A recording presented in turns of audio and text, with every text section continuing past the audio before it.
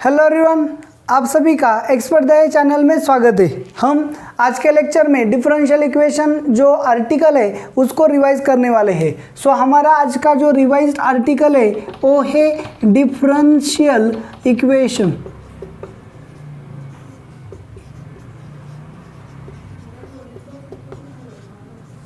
सबसे पहले इक्वेशन का मीनिंग क्या होता है ये आपको पता होना चाहिए। इक्वेशन का मीनिंग क्या है?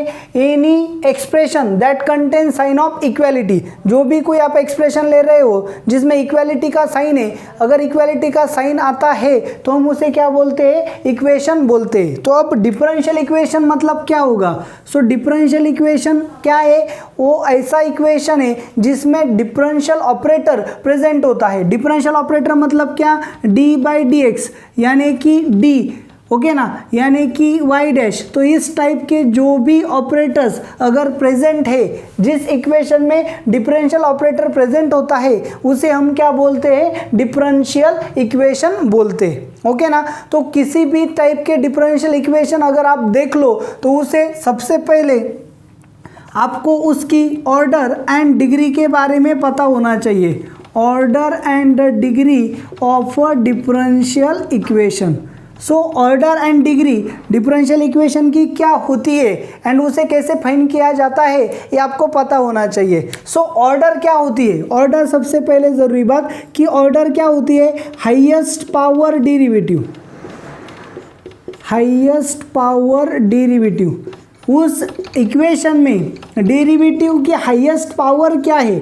मतलब फर्स्ट ऑर्डर डेरिवेटिव है या फिर सेकंड ऑर्डर डेरिवेटिव है या फिर थर्ड ऑर्डर डेरिवेटिव है। मतलब जो इक्वेशन है उसमें कितने times D by D x का टर्म जो है इसकी हाईएस्ट ऑर्डर क्या है, हाईएस्ट पावर क्या है, ओके ना। कितने टाइम तक इक्वेशन में डिफरेंशिएशन किया गया है, इसे हम क्या बोलते हैं? Order of a differential equation, okay ना। एंड डिग्री क्या होती है? डिग्री मतलब पावर ऑफ हाईएस्ट ऑर्डर।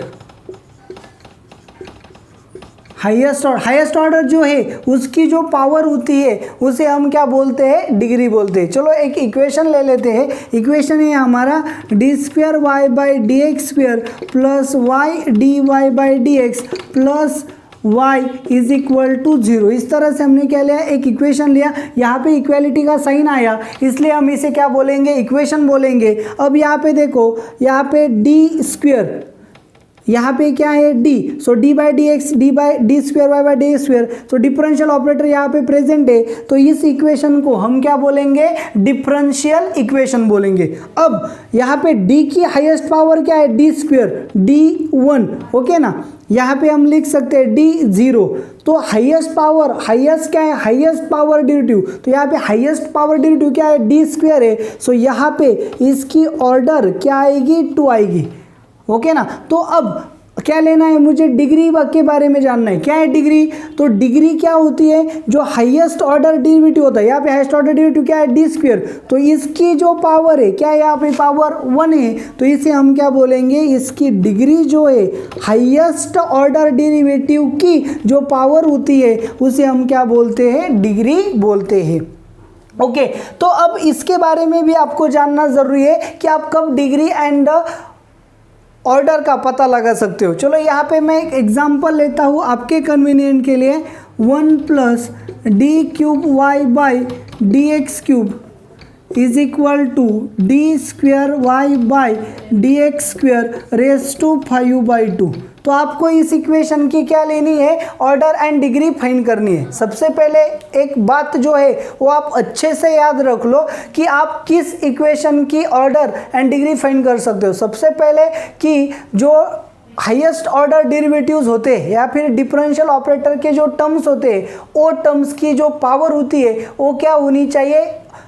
वो होल नंबर होनी चाहिए, किसी भी तरह से वो रैशनल नंबर नहीं होनी चाहिए। तो यहाँ पे अगर आप देखोगे तो यहाँ पे क्या है? 5/2 है। इसे भी अरेंज करके लोगे तो 1 D cube Y by D X cube raise to क्या होगी? 1/2। तो ये जो पावर है ये पावर क्या है? उसकी रैशनल नंबर है। तो आपको किसी भी डिफरेंशियल ऑपरेटर की पावर रैशनल नंबर नहीं होनी चाहिए। तो फिर हमें क्या करना पड़ेगा, यहाँ पे बोथ साइड से हमने क्या किया, स्क्वेयरिंग की। स्क्वेयरिंग के बाद हमें क्या मिलेगा, 1 plus D cube Y by D X cube is equal to D square Y by D x square raise to 5। ये एक्सप्रेशन हमें मिला।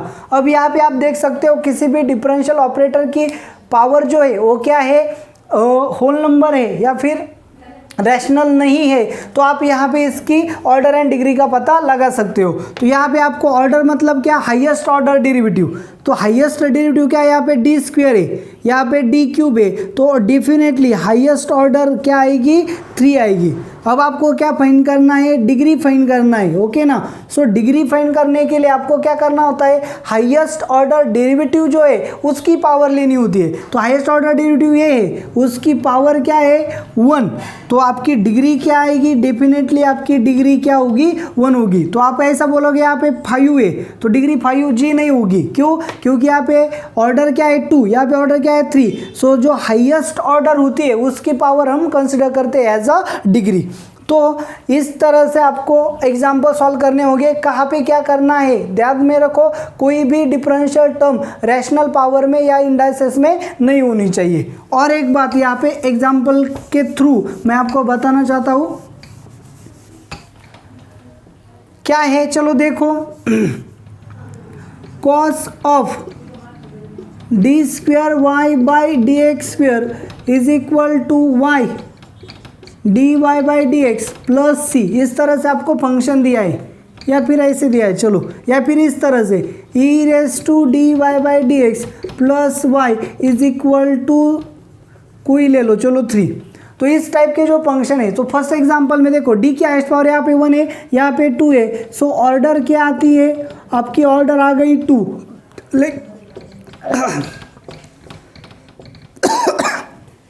तो यहाँ पे डिग्री जो है आपकी, वो डिग्री क्या होगी, यहाँ पे देखो कॉस ऑफ समथिंग है, तो इसे हम पॉलिनोमियल के फॉर्म में नहीं लिख सकते।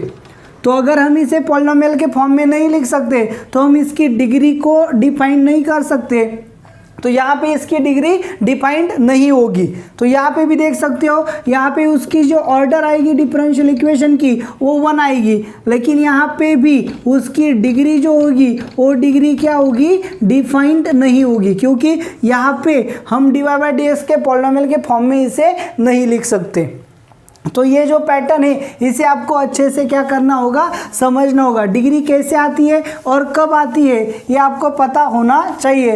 इस तरह से order and degree of differential equation क्या किए जाते हैं, लिए जाते हैं। अब नेक्स्ट जो आर्टिकल है वो है formation of differential equation.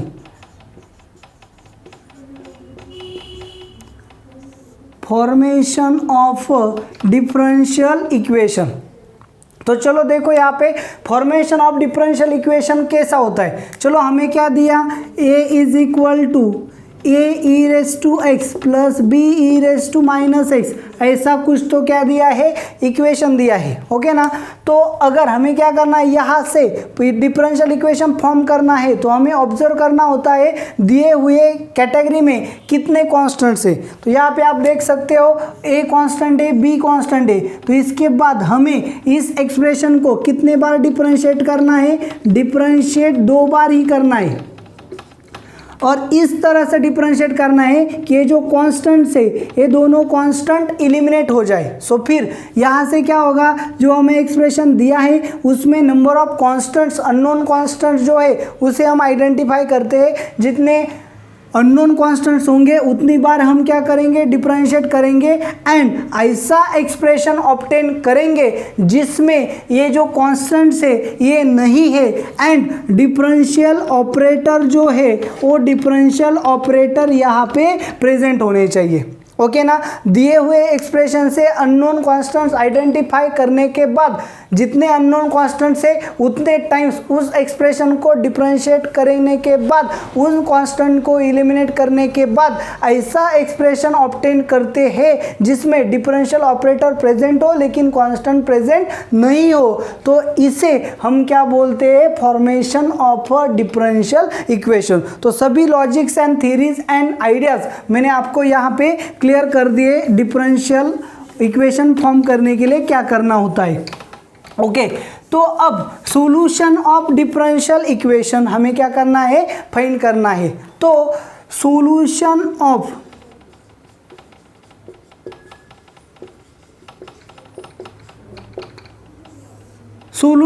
Differential equation, तो सॉल्यूशन ऑफ डिफरेंशियल इक्वेशन क्या होता है, जो हमें डिफरेंशियल इक्वेशन है उसको सेटिस्फाई करने वाला फंक्शन, मतलब क्या होता है सॉल्यूशन ऑफ डिफरेंशियल इक्वेशन। तो चलो यहाँ पे मैंने क्या लिया, y is equal to sine x लिया, तो फिर इसका डेरिवेटिव क्या आएगा, dy by D x is equal to cos x, फिर से डिफरेंशिएट किया, so d square Y by D x square is equal to minus sine x, so minus sine x की वैल्यू आई थी, therefore d square Y by D x square plus y is equal to 0।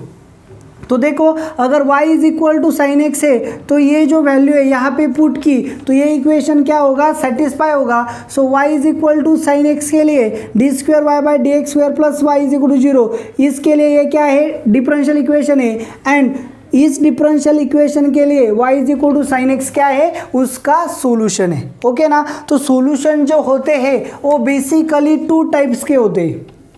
कितने types के होते हैं, 2 types के। वो एक सॉल्यूशन जो होता है जिसे हम क्या बोलते हैं, जनरल सॉल्यूशन, क्या बोलते हैं, जनरल सॉल्यूशन, एंड दूसरा जो होता है उसे हम बोलते हैं पर्टिकुलर सॉल्यूशन, क्या बोलते हैं, पर्टिकुलर सॉल्यूशन। तो चलो हमारे पास ऐसा एक्सप्रेशन है d square Y by D x square plus y is equal to 0। तो यहाँ पे मैंने क्या लिया, y is equal to sine x plus 10 लिया, तो ये y is equal to sine x plus 10 ये क्या है, ये इसका सॉल्यूशन है। अगर मैं ये वैल्यू यहाँ डालूँ तो ये सेटिस्फाई हो जाएगा। सो इस डिफरेंशियल इक्वेशन के लिए y is equal to sine x plus 10 उसका क्या है, सॉल्यूशन। और अगर मैंने y is equal to sine x plus c लिया तो भी ये जो एक्सप्रेशन है ये इसके लिए क्या बनेगा, सॉल्यूशन बनेगा। तो इसका मतलब साइन एक्स प्लस 10 भी इसका सॉल्यूशन है, साइन एक्स प्लस सी भी इसका सॉल्यूशन है, लेकिन यहाँ पे c की वैल्यू स्पेसिफिक है, लेकिन यहाँ पे c की वैल्यू क्या है हमें पता नहीं है। तो इस तरह से अगर सॉल्यूशन में अनडिटर्मिनेट कांस्टेंट प्रेजेंट हो तो हम उसे क्या बोलेंगे, जनरल सॉल्यूशन। जिस सॉल्यूशन में कांस्टेंट की वैल्यू अननोन होती है या फिर indeterminate unidentified unknown constant present होते हैं उस सॉल्यूशन को हम बोलते हैं जनरल सॉल्यूशन। एंड जिस सॉल्यूशन में इस तरह के कांस्टेंट की वैल्यू फाइंड करने के लिए कुछ तो दिया होता है या फिर इस तरह के अनडिटर्मिनेट कांस्टेंट की वैल्यू नोन होती है, फिक्स्ड होती है, उसे हम क्या बोलते हैं, पर्टिकुलर सॉल्यूशन। तो किसी भी डिफरेंशियल इक्वेशन के लिए 2 टाइप के सॉल्यूशंस होते हैं, general solution and particular solution. Okay, तो इस तरह से आपको क्या करना होता है, सॉल्यूशंस को फाइंड करना होता है। सो सॉल्यूशन फाइंड करने के लिए बेसिकली हम 3 टाइप्स के स्टडी करते हैं। चलो किसी भी डिफरेंशियल इक्वेशन के लिए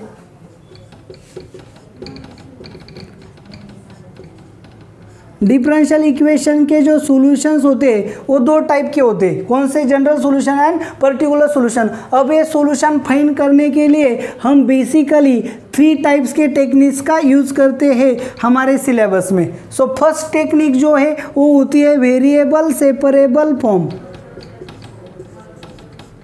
वेरिएबल सेपरेबल फॉर्म। दूसरी जो टेक्निक होती है जिसे हम बोलते हैं homogeneous differential equation, homogeneous differential equation.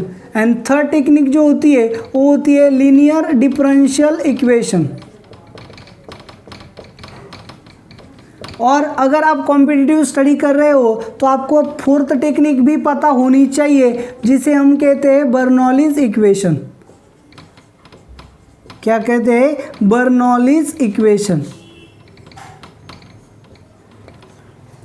Okay, तो चलो फिर इस तरह से आपको बेसिकली 3, और अगर आपके इंटरेस्ट है तो आपको बर्नौलीज इक्वेशन भी स्टडी करना होगा।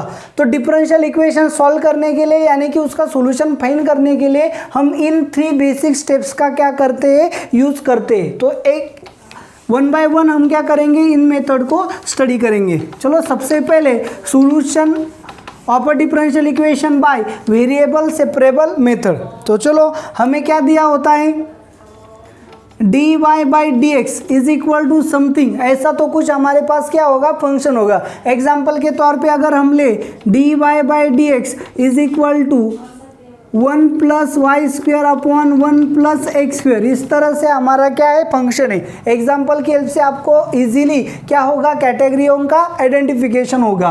तो मैंने यहाँ पे सिंपल क्या किया, यहाँ क्रॉस मल्टीप्लाई किया तो क्या मिलेगा, d y upon 1 plus y square is equal to d x upon 1 plus x square. इसका मतलब क्या है, 1 upon 1 plus y square into d y is equal to 1 upon 1 plus x square into dx। तो यहाँ पे आप देख सकते हो ये पूरी तरह से टर्म जो है इट्स फ्री फ्रॉम x, और ये जो टर्म है ये फ्री फ्रॉम क्या है, y है। तो इट इज, ये जो है ये पूरी तरह से it is function of y dy and it is function of x, it is function of x dx। तो अब ये फंक्शन ऑफ y dy है, फंक्शन ऑफ x dx है। तो इसका सॉल्यूशन फाइंड करने के लिए मुझे क्या करना पड़ेगा, इंटीग्रेट करना पड़ेगा। तो ऑन इंटीग्रेशन मुझे क्या मिलेगा, f of y dy f of g ऑफ x dx, वैल्यू पुट करेंगे। So 1 upon 1 plus y square d y is equal to 1 upon 1 plus x square d x. इसका इंटीग्रेशन क्या आएगा, tan इनवर्स ऑफ y, इसका integration क्या आएगा, tan inverse of x plus constant यहाँ पे पता नहीं है इसलिए हम क्या करेंगे, c ऐड करेंगे। तो इस तरह से ये आ गया general solution of a given differential equation. तो जो क्वेश्चन था हमारा, जो डिफरेंशियल इक्वेशन था हमारा, उसे अरेंज करने के बाद कैसे अरेंज किया, function of y into d y and function of x into d x, यानी कि dx के साथ सिर्फ function of x and constant से एंड dy के साथ function of y and constant से, इस तरह से x एंड y वेरिएबल हमने एक दूसरे से सेपरेट किए। जब हमारा फंक्शन था तो y एंड x मिक्स था, लेकिन हमने अरेंज करने के बाद x एंड y क्या कर लिया, दो वेरिएबल को सेपरेट कर लिया। इसीलिए हम इसे क्या बोलते हैं, वेरिएबल सेपरेबल फॉर्म। इसे हम क्या बोलते हैं, वेरिएबल सेपरेबल फॉर्म, जिससे हम क्या कर सकते हैं, जो डिफरेंशियल ऑपरेटर्स में हमारे पास दो वेरिएबल होते हैं उनको सेपरेट करके हमने सीधा क्या किया, इंटीग्रेशन लेने के बाद उसका सॉल्यूशन फाइंड किया। तब इस मेथड को हम क्या बोलेंगे, वेरिएबल सेपरेबल फॉर्म। ये हर एग्जाम्पल में पॉसिबल है ऐसा नहीं है, तो आपको बाय प्रैक्टिस आइडेंटिफाई करना होगा कि किस एग्जाम्पल में कौन सा प्रॉब्लम इजीली सॉल्व होगा।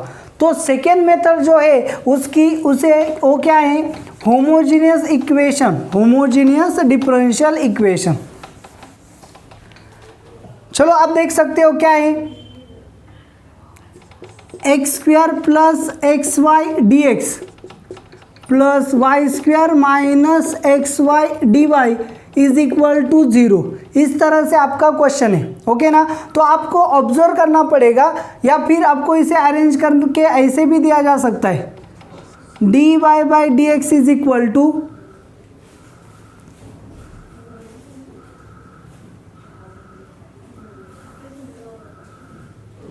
Minus x square plus x y upon y square minus x y. तो इस तरह से दिया जा सकता है। आपने यहाँ पे मल्टीप्लाई किया, इसे मल्टीप्लाई किया, अरेंज करने के बाद ऐसा मिलेगा। तो चलो आपको करना क्या है, चाहे ऐसा दिया हो या फिर ऐसा दिया हो, आपको अच्छे से पता है, आपने इसका स्टडी किया है, तो फिर आपको पता है फॉर्मेट ऐसा भी हो सकता है या फिर ऐसा भी हो सकता है। आपको करने की कुछ ज़रूरत है नहीं, आपको सिर्फ ऑब्जर्व करना होता है। ऑब्जर्व क्या किया, यहाँ पे देखो x की पावर 2 है, या x की पावर 1, y की पावर 1 है, तो इस पूरे टर्म की पावर कितनी हो गई, 2। यहाँ इस टर्म की पावर क्या है, 2, इस टर्म की पावर भी क्या है, 2। तो ये जो एक्सप्रेशन है, इस एक्सप्रेशन में ईच टर्म की पावर जो है, सम ऑफ इंडाइसेस ऑफ वेरिएबल्स, वो क्या है, 2 है। तो ये 2 है और दोनों क्या है, सेम है, ओके ना। तो सभी टर्म्स के जो इंडाइसेस की पावर है, वेरिएबल के इंडाइसेस की पावर है, वो सेम आती है। अगर ऐसा होता है तो इस इक्वेशन को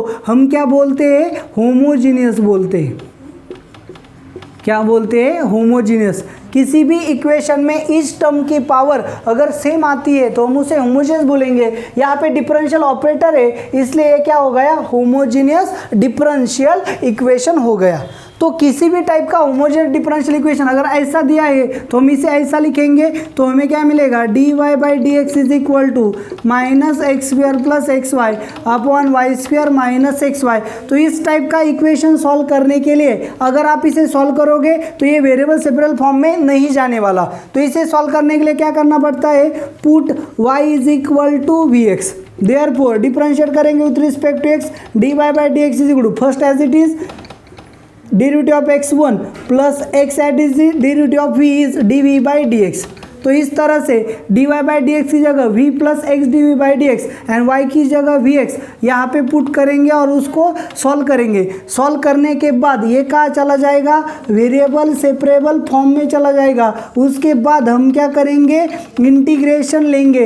इंटीग्रेशन लेने के बाद हमें क्या मिलेगा, जनरल सोल्यूशन मिलेगा। सो होमोजेनियस डिफरेंशियल इक्वेशन जो है वो बाय पुटिंग कहाँ चला जाएगा, वेरिएबल सेपरेबल फॉर्म में चला जाएगा। वेरिएबल सेपरेबल से हम सोल्यूशन निकालेंगे, हमें क्या मिलेगा, जनरल सोल्यूशन मिलेगा।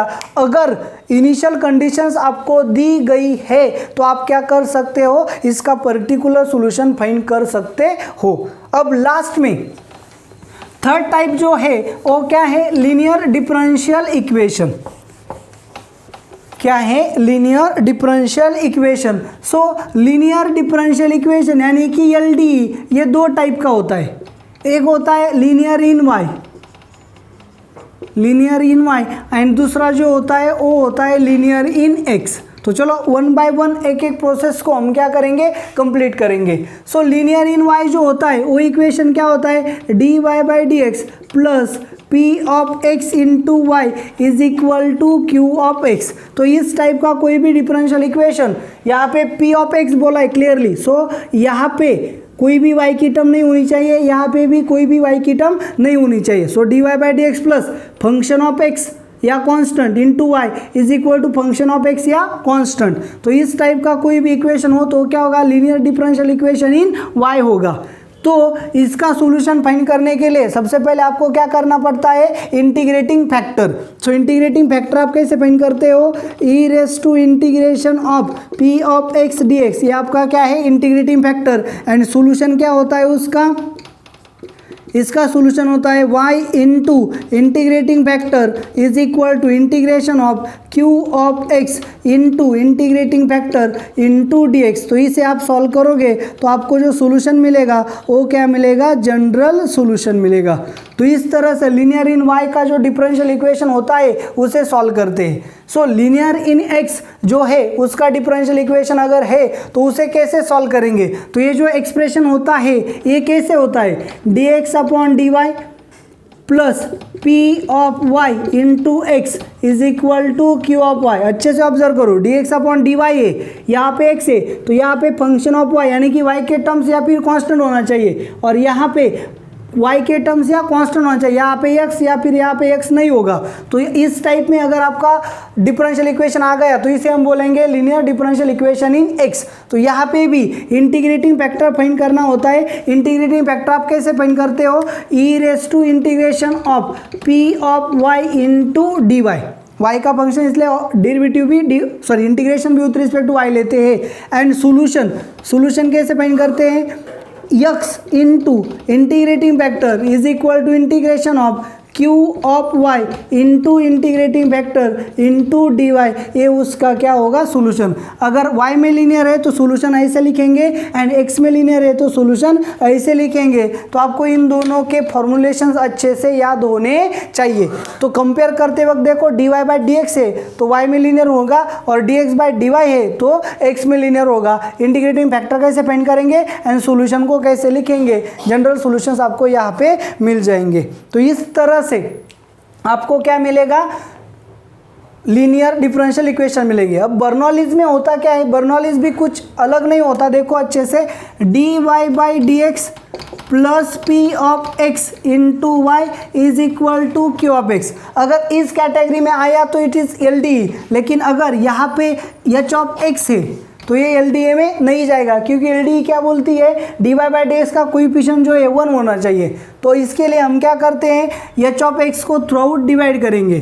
सो h ऑफ x को डिवाइड करने के बाद हमें क्या मिलेगा, इस तरह का एक्सप्रेशन मिलेगा। ओके ना। तो h ऑफ x से डिवाइड करने के बाद अगर हमने इसे पुट किया, जनरली हम क्या करते हैं, इसको पुट करते हैं और उसका डेरिवेटिव यहाँ पे एडजस्ट करते हैं। तो इस तरह से बर्नौलीज का इक्वेशन फॉर्म हो जाएगा। तो LDA एंड बर्नौलीज में फ़र्क सिर्फ इतना है कि LDA में dy/dx का कोएफिशिएंट 1 होता है एंड बर्नौलीज में dy/dx का कोएफिशिएंट 1 नहीं होता है, तो उसके डेरिवेटिव में एडजस्ट करना पड़ता है, या फिर हमें इस तरह से पुटिंग करनी पड़ती है कि उसका पूरा डेरिवेटिव क्या हो जाए, एडजस्ट हो जाए। और बर्नौलीज बाद में कहाँ चला जाता है, LDE में, यानी कि लीनियर डिफरेंशियल इक्वेशन में चला जाता है। तो ये जो बेसिक चीज़ है आपको यहाँ पे याद रखनी होगी। तो इन 3 मेथड की हेल्प से आप कोई भी डिफरेंशियल इक्वेशन सॉल्व कर सकते हो।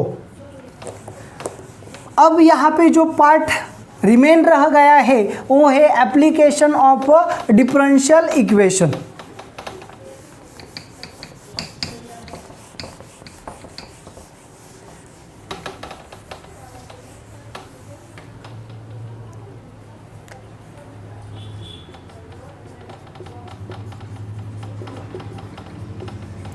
Application of differential equation. So application में बेसिकली हम क्या करते हैं, 4 टाइप्स के एप्लीकेशंस को कॉम्पिटिटिव में स्टडी किया जाता है।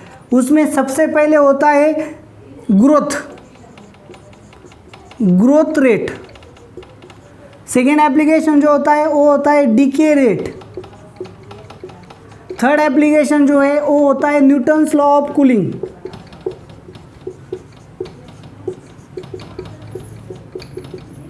एंड थर्ड जो होता है वो surface area and volume rates. In basic 4 types के एप्लीकेशन का हम क्या करते हैं, डिफरेंशियल इक्वेशन में स्टडी करते हैं। अब यहाँ पे सरफेस एरिया और रेट में यहाँ पे अक्सर 2 पार्ट होते हैं। 1 पार्ट जो होता है वो होता है tangent and normal, and other part होता है ज्योमेट्रिकल शेप्स।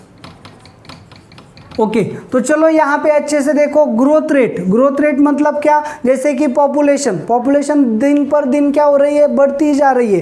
तो ये जो ग्रोथ है, ग्रोथ मतलब इंक्रीज, तो इंक्रीज होने वाले जो प्रॉब्लम्स होते हैं उनके डिफरेंशियल का एप्लीकेशन मतलब क्या है, ग्रोथ ऑफ बैक्टीरिया या फिर growth of population. So growth rate में हम क्या स्टडी करेंगे, ग्रोथ ऑफ पॉपुलेशन या फिर ग्रोथ ऑफ बैक्टीरिया। चलो यहाँ पे सिंपल सी बात है, आर्टिकल यहाँ पे क्लियर हो जाएगा। क्या किया जाता है, हमें पता है कि ग्रोथ का जो आर्टिकल होता है क्या होता है, the rate of growth of bacteria और population is directly proportional to the population और bacteria present at that time. Growth of rate मतलब dx/dt। अब रेट मोला मतलब चेंज विथ रिस्पेक्ट टू क्या आएगा, टाइम आएगा। So dx/dt is directly proportional to x। मतलब क्या होता है, dx/dt, x मतलब पॉपुलेशन या फिर bacteria. So rate of bacteria या फिर rate of population directly proportional to population और bacteria present at that instant. So proportionality रहता है, मतलब जितनी ज़्यादा पॉपुलेशन होगी उतना ज़्यादा रेट होगा। तो इसे हम कैसे करते हैं, dx/dt is equal to kx। So dt यहाँ चला जाएगा, x यहाँ पे आएगा। So dx/x is equal to k into dt। तो ये आ गया वेरिएबल सेपरेबल फॉर्म। इंटीग्रेशन लेने के बाद इंटीग्रेशन आएगा। सो dx/x का इंटीग्रेशन क्या है, log of x is equal to k into t, x plus c. Exponential लिया तो क्या होगा, x is equal to e raise to k t plus c, मतलब e raise to k t into e raise to c, मतलब x is equal to e raise to c क्या है, constant. So उसे हम क्या बोलेंगे, x nought into e raise to k t. तो कोई भी अगर आपका प्रॉब्लम जो है ग्रोथ का, वो कैसे सॉल्व किया जाएगा, x is equal to x not into e raise to k t. तो अच्छे से याद रख लो, डाटा जो है वो कैसे लिया जाता है, when t is equal to 0 होगा, x इज इक्वल टू क्या होगा, x nought. x t is equal to 0 means what, at the time of start. तो at the time of start आपको जो पॉपुलेशन दी है या फिर बैक्टीरिया दिए हैं उसे आप क्या बोलोगे, x नॉट बोलोगे। तो जैसे जैसे t चेंज होगा वैसे वैसे क्या चेंज होगा, x चेंज होगा। तो आप t डालो x फाइंड करो, t डालो x फाइंड करो, इस तरह से प्रॉब्लम को सॉल्व किया जाता है। तो ये हो गया आपका ग्रोथ रेट, पॉपुलेशन और बैक्टीरिया का ग्रोथ।